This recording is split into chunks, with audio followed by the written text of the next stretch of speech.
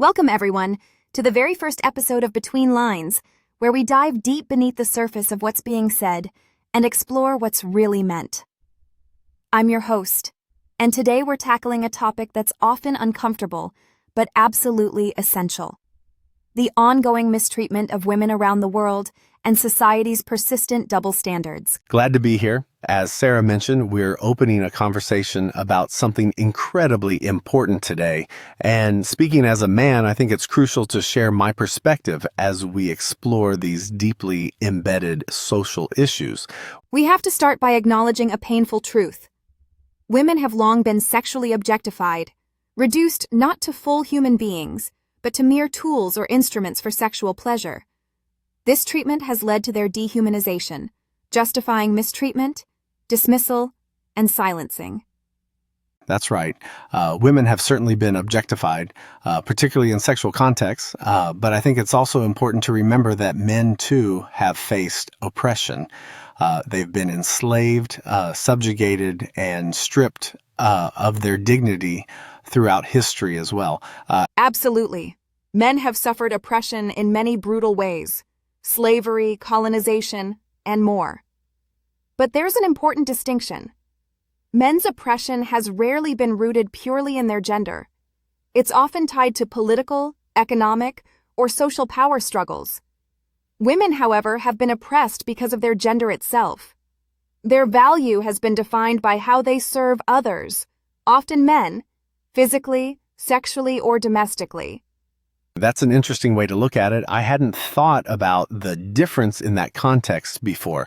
It really sheds light on how women's oppression has been rooted in their gender rather than external factors like political or economic power.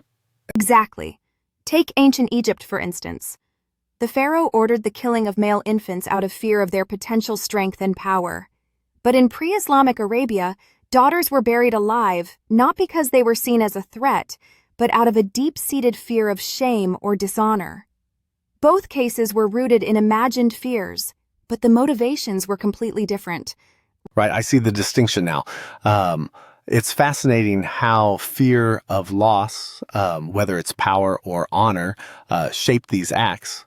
But we have to remember that we're in the 21st century now, and many things have changed for the better.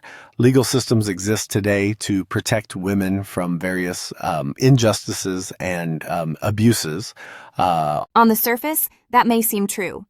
But take a deeper look, and you'll see that outdated expectations still persist.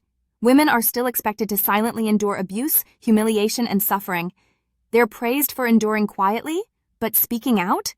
That's often seen as rebellion or disrespect. You're absolutely right. And I don't deny that this is still the case in many parts of the world. But we also see the shift happening.